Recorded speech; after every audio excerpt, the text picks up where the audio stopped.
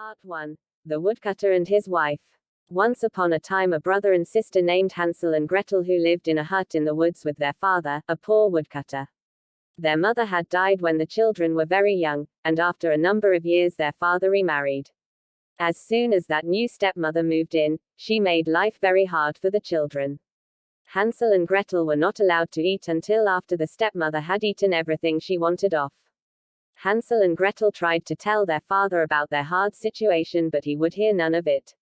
He had worried night and day since they left. And all the stepmother talked about was how much trouble it was to have children in the hut, and how she wished they would go away.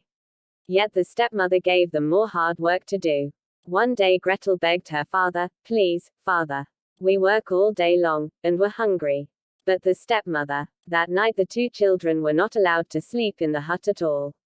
Instead, they had to sleep outside in the cold. They shivered and tried to keep each other warm as best they could.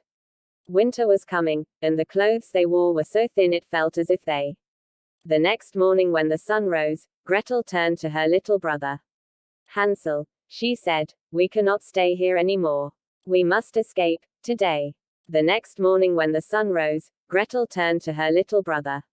"Hansel," she said, "we cannot stay here anymore. We must escape, today. There has to be more to eat in the woods than what they give us at home." "What if we get lost?" said Hansel. "How could we get back?" "I will take bread with us," said Gretel, "and leave crumbs of bread behind us.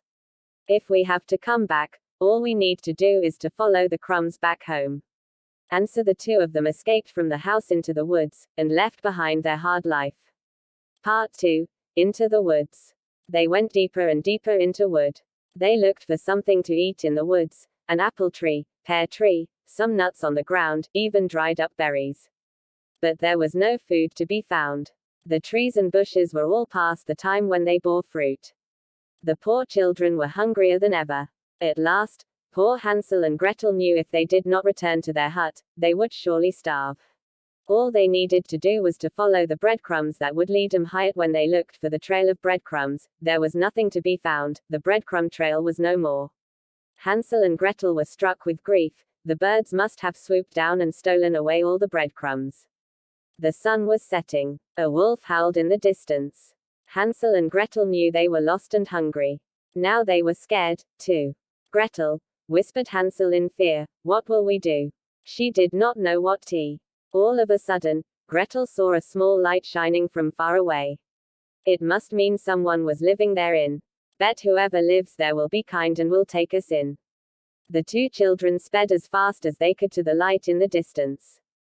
But when they got closer, they were astonished by what they saw. Try to imagine this. From top to bottom, the hut was made entirely of candy. Wrapped with white frosting and dotted with red licorice bricks, the hut was decorated all around the edges with large hard candies and a gingerbread roof. What a sight to see. Before Gretel could say, "I bet it will be okay if we have just a little taste," both of them were nibbling bits and then chunks of frosting and candy. Part 3. The Old Witch. "WHO is nibbling on my house," a sharp voice called out. Hansel and Gretel spun around. A green old witch stared at them, frowning. Stunned, Gretel could only curtsy. "If you please, Mom," she said, as sweetie. "And we're so hungry." "You got that right. It's my house." "Well then," she said in a gentler tone, "come inside." The witch gave them a fine meal of soup and bread.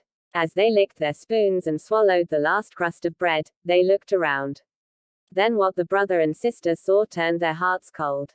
Piles of bones in the corners. Yet the two children were very tired, so tired that they tried not to think about any of this. Instead, they quickly fell to sleep. Each morning the witch said to the boy, "Show me your finger." Hansel held out his finger. "Any day now the witch will want to eat me." His sister wished she had a plan, but could not think of anything she could do. One night when the witch was sleeping, Gretel had an idea. She picked up a bone from one of the piles on the floor and woke her brother. "Hansel," she said, "the next time the witch asks to see your finger, hold out this bone to her instead." The next morning, he did just that. "Hmph," said the witch, touching the bone and thinking it was the boy's finger. "This is going to take longer than I thought." At least we have more time, Gretel thought. But still, she could not think of any way they could escape. Each morning when the witch said, "Show me your finger," Hansel held out the thin bone. "The boy will be my dinner tonight, no matter how skinny he is." The witch ordered Gretel to start the fire in the oven at once. "Go inside the oven, won't you? Stupid girl," snapped the witch. Mumbling and grumbling, she stepped inside the oven. The moment the witch was inside, Gretel quickly slammed the door. "Gretel!" Hansel cried out. "Escaped." Their pockets filled with jewels, Hansel and Gretel ran out of the witch's hut as fast as they could. Part 5. Reunited. They soon found a small path and followed it. When the brother and sister opened the door to their home, their father was wild with joy to see them. He had worried night and day since they left. They also learned that their stepmother had died. She would never trouble them again. Hansel and Gretel could once again live happily with their father in the hut in the woods. And so the three of them lived in joy for many years to come.